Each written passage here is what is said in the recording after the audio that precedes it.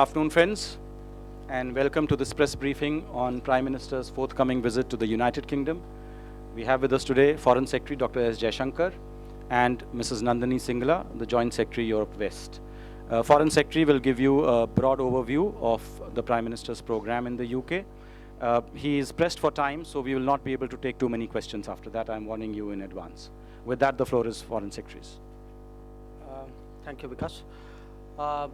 I think, as most of you know, the Prime Minister is paying a 3-day visit to the UK from the 12th, 13th, and 14th of November. This is the first bilateral visit after 9 years. Prime Minister Dr. Manmohan Singh last visited in 2006. He was also there in 2009 for the G20 summit. Now, this is an important visit for a number of reasons. I think most of you would agree that the UK is a major power with considerable global influence, and engaging such a power is obviously important in foreign policy.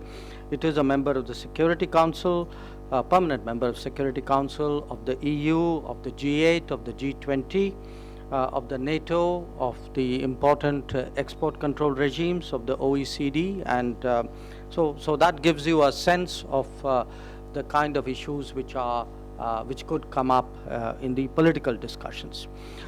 Secondly, the UK is also the city of London. It's a very important financial center at a time when we are seeking to attract capital and technology and best practices from abroad. The investment and economic aspects of this visit will be very important. Three, the diaspora aspect. We have the second largest Indian diaspora in the UK. Persons of Indian origin are roughly about 1.5 million. We also have more than 3 lakh NRIs resident in UK. They broadly constitute 2% of the UK population. They are well represented politically as well. You have 10 MPs of Indian origin, 24 peers of Indian origin. So there's the diaspora aspect. Then there is the modern UK, the science and technology UK, the clean technology UK. It is actually, UK is among our top 5 S&T partners. We have a number of joint research, innovation and collaboration programs. We have 20,000 students there, and it's actually, for Indian students, it is probably, after the US, the second choice in going abroad. So there is that aspect. In fact, on the people-to-people side, please bear in mind as well that our tourism links with UK are very, very important. We get more than 10 lakh tourists from UK, 4 lakh Indians visit UK annually. And finally, it is a country with whom we have obviously a very special history, very unique bonds. We share a number of institutions and values. So these are all, I would say, this in a sense is the backdrop for the visit. Now, in terms of our PM and PM Cameron, this would be the third meeting. They met at the Brisbane G20 last year. They met then this year in September at the UNGA. And PM Cameron himself has visited India thrice. And he has spoken, both he and his party have both spoken strongly in terms of enhancing the relationship with India. So we reciprocate that interest, that commitment, and therefore this visit. Now, the program essentially has 5 pillars: the government-to-government discussions, and this would be between the 2 prime ministers, both at 10 Downing Street as well as at the Chequers, which is the official residence of the British Prime Minister. There will be an address at the UK Parliament. There will be business engagements meeting of the CEO forum, which has of the two countries, which has been reconstituted, as well as an important address to the finance and economic sectors of UK. Prime Minister would be having a lunch with Her Majesty the Queen at Buckingham Palace, and there will be an engagement with the Indian diaspora. Prime Minister will also be visiting the JLR factory at Solihull, which is actually, in a sense, the flagship Indian investment in UK. He has a number of other engagements, which include a visit to the house which Dr. B.R. Ambedkar had occupied when he was a student at the London School of Economics, as well as the unveiling of a bust of Sri Basveswara right at the Thames River embankment. Just in terms of some sort of, I would say, special gestures or elements of this visit, I think you have the stay in Chequers is a little unusual. Other prime ministers have been there, not recently. The speech which the PM would give at the UK Parliament, to my understanding, would be the first time that an Indian Prime Minister would be speaking there. Prime Minister Cameron would be with him for most of his program, and in fact would be escorting him to the House of Commons chamber. When the Prime Minister, I didn't mention this earlier, would be paying homage at the statue of Mahatma Gandhi near the Parliament, which was inaugurated last year, and we expect a fly past with our national colors coinciding with that, and we expect a very significant community event. In terms of I think most of the other program elements have covered. In terms of the bilateral relationship with the UK, it's been a strategic relationship now for 11 years, since 2004. And UK and India are actually leading investors in each other's countries. Our ballpark figure for UK investments in India is in excess of $22 billion. It amounts to 9% of the current FDI level in India. It's much harder to get figure for Indian investments in UK, but I think the working assumption is this is somewhere in the $500 million, $600 million range per year for the last few years. We have 122 Indian FDI investments in the UK. We are a significant job creator there. In terms of trade, again, UK is a significant partner. We have almost $18 billion worth of trade. We export about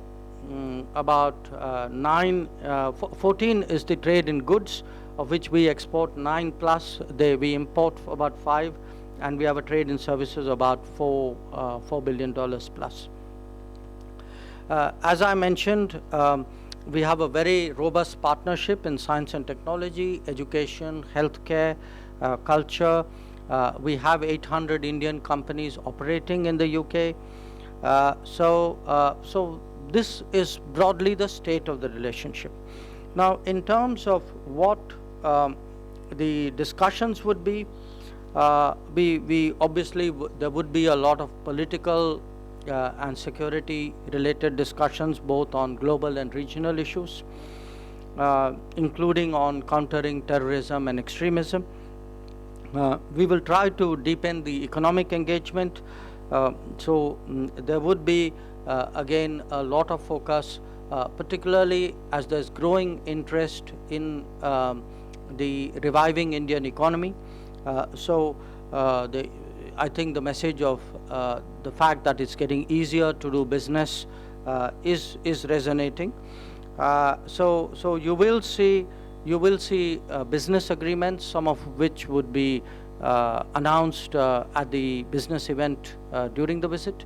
I think the Prime Minister's speech at the economic event is also something which is eliciting a certain amount of interest. There will be a number of outcome documents. There will be mostly, we do joint statements at the conclusion of all important visits.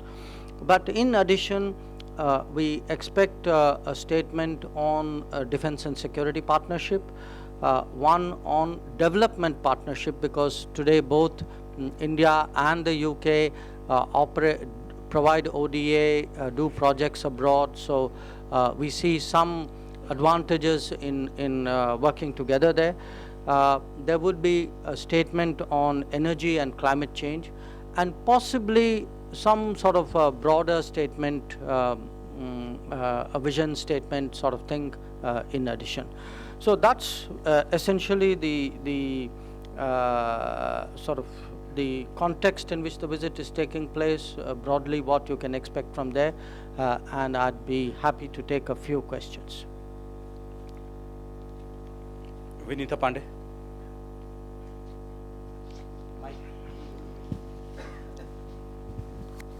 Sir, can you elaborate on the visit to the Tata factory? Sorry? Visit to the Tata factory, JLR factory.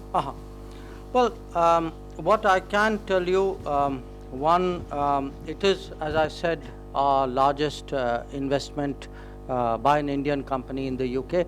In fact, it is my understanding that this is the largest private sector manufacturing employer in the UK. The JLR today produces 425,000 vehicles, which are sold really across the world. Do note that when this was first acquired, it was a company which was running at a loss. It was turned around in 5 years, and its revenues, of course, have increased enormously. I think in many ways it's a symbol of a much more contemporary economic relationship between the two countries. It also sort of shall I say, a visit there drives home the message that we are job makers and not job takers. I believe that the particular facility that we are going to has some very unique features, including a very modern aluminum bodybuilding sort of part of the plant. So I think these were broadly the elements which went into our thinking as we planned that visit. Akhilesh Suman. Sir, though you have given some glimpse of what is the outcome of this visit, but still there are many issues that you didn't elaborate. Can I know that there has been a differences between India and UK over the visa issues, high visa fees, and also politically, business-wise also, there were willingness from UK, but India didn't come forward too much. So when Prime Minister is going after such a long time, willingness on what? UK has been willing to do more business with India, but from Indian side, I don't think that there has been much progress. So can you elaborate something that, what is the major takeaway from UK to India at this time? Well, you see, I think let me just approach this visit rather than what could have happened and what didn't happen. I mean, to my mind, a lot of these visits have very practical outcomes. I mean, let's take what you can expect to see in London. I mean, clearly, if the Prime Minister were to interact with the business and financial circles of the UK, sort of put across our policies, our economic policies, with a degree of clarity and authority and credibility, you know, this does affect the investment perception of India, which at the end of the day really means jobs in India. Now, if you look at the agreements we are negotiating and the conversations we are having at the partnerships that are likely to come out, a lot of them in some way or the other actually have an impact on the ground. I mean, if you, for example, you look at a skilling initiative, it really means you are creating higher value jobs. If you look at health initiatives, you are improving both the access to healthcare and the quality of healthcare in India.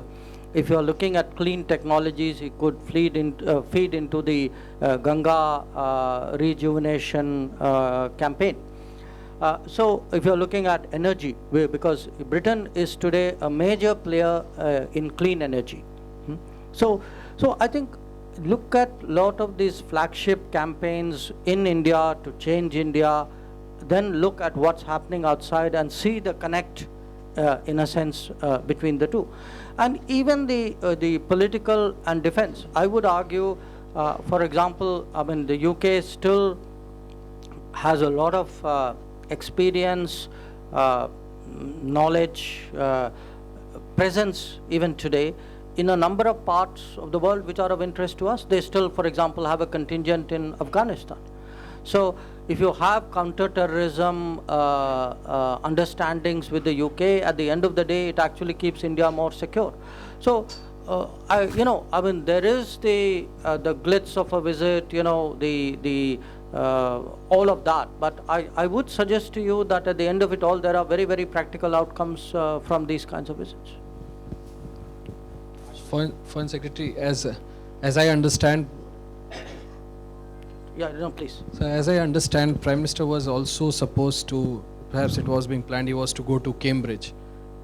Why is he not going there, sir? Is it because of protests or what? What is the reason? No, the Prime Minister, at no stage in his program was the Prime Minister to go to Cambridge. I mean, I myself have done 2 visits prior to PM going there to plan the program. This was never on the cards, and that's not an issue. Santosh Thakur. Sir, प्रधानमंत्री अंबेडकर जी के घर भी जा रहे हैं, क्या ये किस लिए और क्या कोई राजनीतिक घोषणा भी होगी वहाँ से? नहीं, जैसे देखिए, जैसे मुझे पता है, I think we acquired it this year, no, the house. हाँ, we acquired, this is the house where Dr. Ambedkar lived in 1921-22 when he was studying in the London School of Economics. And then a number of people who felt that he should be honored and that there was a message in terms of his presence and his education in the UK, felt that this house should be acquired. This house was acquired by the Maharashtra government earlier this year with, I should say, the support of the MEA. And now, when the house was acquired, it was not in very good condition. So the house is sort of now undergoing a renovation. It's a very small house, I must tell you. I mean, I think if you look at the 2 rooms of the house, it would be half this auditorium, maybe less than that. So my understanding is that there would be a display of objects associated with Dr. Ambedkar out there, and the Prime Minister would dedicate the house during his visit. So it would be, I mean, in a sense, there is no big event. I mean, the Prime Minister would go there. It's not the kind of place where anything big is possible. He would really go into this house. There are these rooms. He would dedicate the building, and that is really what it is about. Manish Chand.